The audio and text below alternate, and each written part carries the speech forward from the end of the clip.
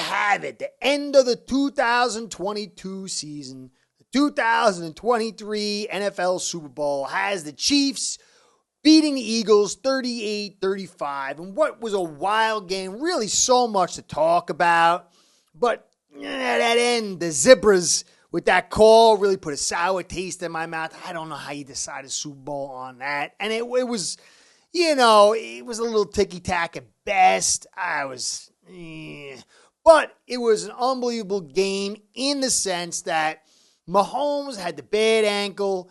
Andy Reid really, and this whole Kansas City Chiefs team used that veteran nature, that veteran savviness to defeat the Eagles. They outcoached them.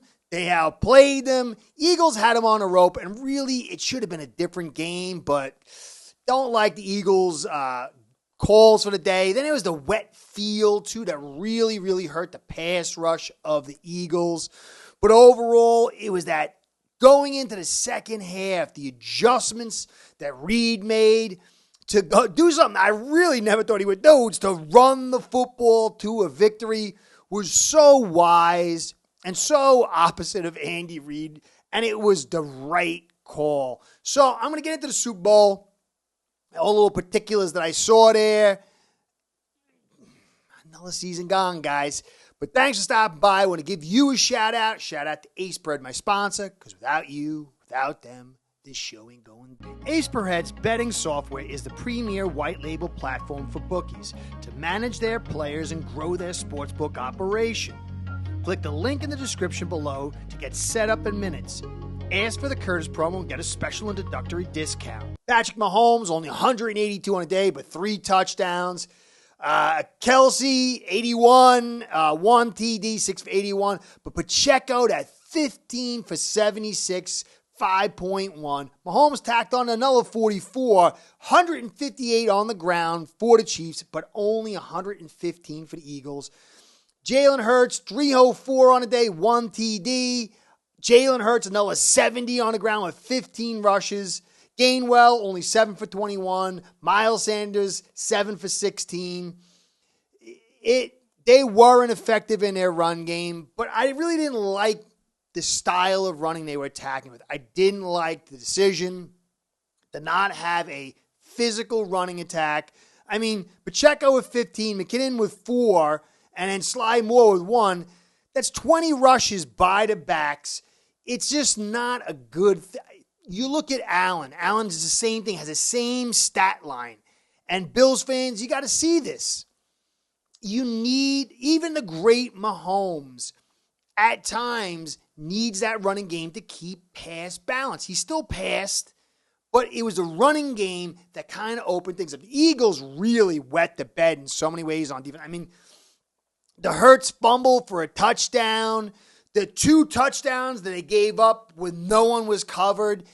It was, if Dolphin fans, Fangio was a part of this thing, and it wasn't looking good. I still think that wet ground played a big, big part.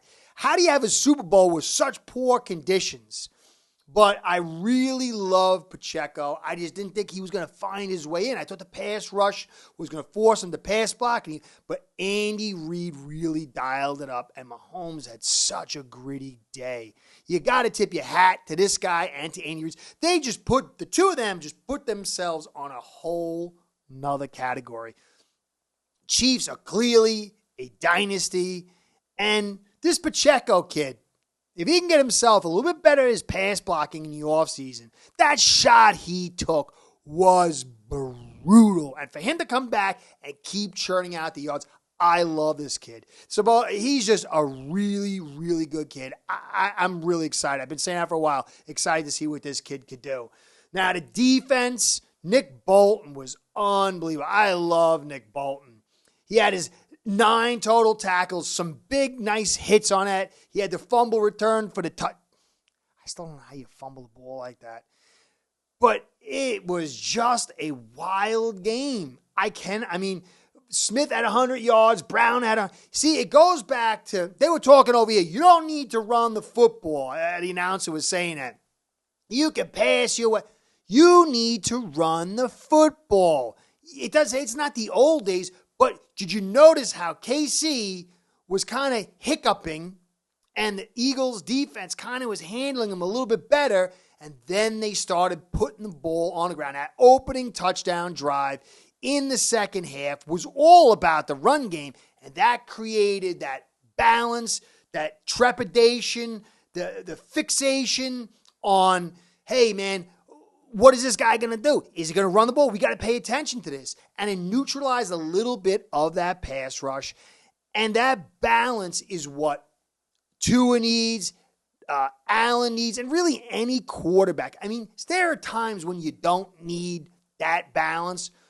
But when you got an awesome pass rusher like this, you got a gimpy quarterback, you got to be able to dial it up. And Pacheco, this kid is unbelievable. And he really came through for the Chiefs. So here you have it. I don't understand how you have the best offensive line in football. If you notice, they were falling behind the Eagles. They started to run the football, and then they scored a touchdown. And then they went right back.